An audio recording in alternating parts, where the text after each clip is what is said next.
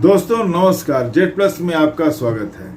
यात्रियों को लेकर नीदरलैंड का एक क्रूज शिप यानी पानी का जहाज जो अर्जेंटीना से स्पेन के रास्ते पर था, उस पर खतरनाक हंता वायरस का संक्रमण फैल गया। कम से कम 7 यात्री बुरी तरह से संक्रमित हो चुके हैं, जिनमें 3 की मौत हो चुकी है। मरने वालों में एक पक्षी प्रेमी पति पत्नी है, जो संभवतः पहले व्यक्ति हैं जो हंता वायरस से संक्रमित हुए थे। वे पक्षियों को देखने के लिए एक लैंडफिल पर गए थे, शायद वहीं से वे दोनों संक्रमित हुए। पति की मौत क्रूज पर ही हो गई, जबकि डेड बॉडी को अपने देश नीदरलैंड ले जाते वक्त पत्नी की भी मौत हो गई। दोस्तों, जब मैं यह वीडियो बना रहा हूं तब क्रूज से यात्रियों को उतार लिया गया है और उन्हें बेहतर इलाज के लिए अपने देशों को या तो भेज दिया गया है या उनका इलाज विशेष अस्पतालों में चल रहा है। जर्मनी, फ्रांस, बेल्जियम, आयरलैंड और नीदरलैंड अपने नागरिकों को लाने के लिए विशेष विमान भेज रहे हैं।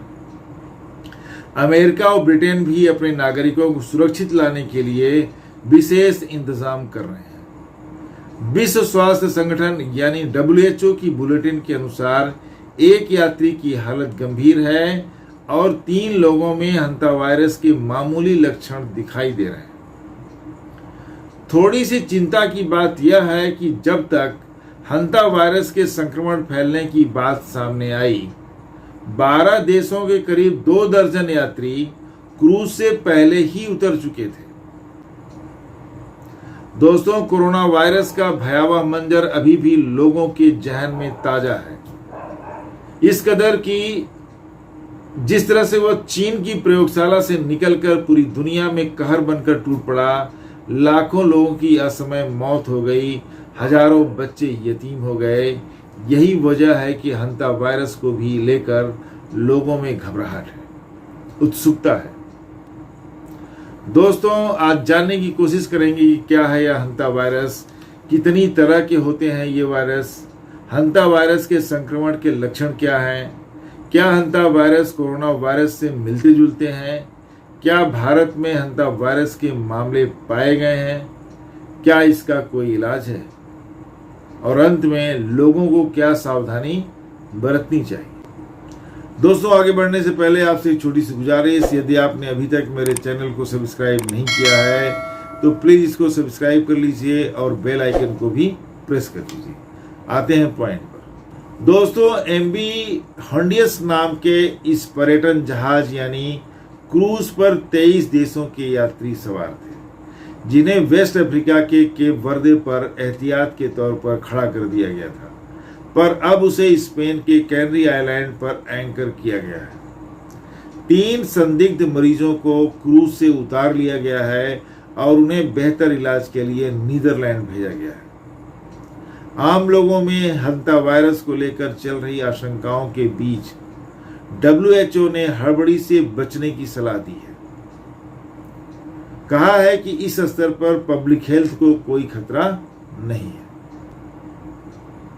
दोस्तों, दक्षिण कोरिया के हंतन नदी के नाम पर इस वायरस का नाम रखा गया है हंता वायरस।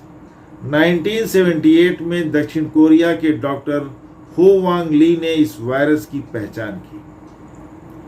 हंता वायरस की उत्पत्ति खेतों में पाए जाने वाले धारदार चूहों से यानी स्ट्रिप्ड फील्ड माउस बताई जाती है, उनसे हुई है। असल में 1951 और 1953 कोरियन वॉर के दौरान UNO की शांति सेना वहां शांति स्थापना के उद्देश्य से तैनात थी। पाया गया कि करीब 3000 शांति सैनिक हेमरेजिक फीवर यानी रक्तस्रावी बुखार से पीड़ित हैं। यह एक ऐसी बीमारी है जो खून के नसों को नुकसान पहुंचाती है और संक्रमित शरीर के अंदर खून के थक्के यानी जमने की क्षमता यानी ब्लड क्लॉटिंग को नष्ट कर देती है, जिससे खून के बहाव को रोकना मुश्किल हो जाता है। दोस्तों, ऐसा नहीं है कि कोरिया युद्ध के दौरान पहली बार हंता वायरस का प्रकोप देखा गया था। रूस में 1930 में और स्कैंडिनेविया में 1930 से 40 के बीच में इस वायरस का प्रकोप देखा गया था, पर इसे पहचाना गया कोरिया में 1976-78 के बीच में। हंता वायरस के संक्रमित चूहे ही इसके मेन कैरियर हैं। संक्रमित चूहे ही हंता वायरस को प्रकृति में बनाए रखते हैं। 1993 में अमेरिका के फोर कॉर्नर्स नाम के इलाके में सिननॉम्बर नाम का वायरस पाया गया था, जिससे हंता वायरस पल्मोनरी सिंड्रोम यानी HPS नाम की खतरनाक सांस की बीमारी लोगों में देखी गई। पूरी दुनिया में हंता वायरस के करीब 40 प्रजातियों की पहचान की गई है, जिनको भौगोलिक आधार पर 2 कैटेगरीज में बांटा गया है। एशिया यूरोप में पाए जाने वाले हंता वायरस को ओल्ड वर्ल्ड और अमेरिका में पाए जाने वाले हंता वायरस को न्यू वर्ल्ड कहा जाता है। दोस्तों, हंता वायरस का संक्रमण प्रभावित यानी इन्फेक्टेड चूहों के मल मूत्र और लार के संपर्क में आने पर इंसानों में फैलता है, या किसी संक्रमित स्थान का स्पर्श हो जाए। मान लीजिए कहीं चूहे की यूरिन है और उस पर हाथ पड़ जाए। अमेरिका की जानी मानी संस्था centre for disease control and prevention के अनुसार अगर चूहों की ड्रॉपिंग्स की वजह से आसपास की हवा में वायरस हैं, तो भी सांस के जरिए संक्रमण हो सकता है। दिलचस्प बात यह है कि संक्रमित चूहे खुद बीमार नहीं पड़ते। अभी तक मानव से मानव का संक्रमण के प्रमाण नहीं मिले हैं। हालांकि अर्जेंटीना और चाइल में एंडीज स्ट्रेन नाम का ह्यूमन ट्रांसमिशन देखा गया है। पर्यटन क्रूज पर मौजूद संदिग्ध संक्रमित यात्रियों में हंता वायरस की प्रजाति एंडीज स्ट्रेन पाए जाने की संभावना व्यक्त की जा रही है। दोस्तों, भौगोलिक क्षेत्र के अनुसार हंता वायरस अलग अलग हो सकते हैं और यहाँ तक कि अलग अलग चूहों में अलग अलग वायरस पाए जा सकते हैं। भारत में भी यहाँ वहाँ हंता वायरस के मामले पाए गए हैं।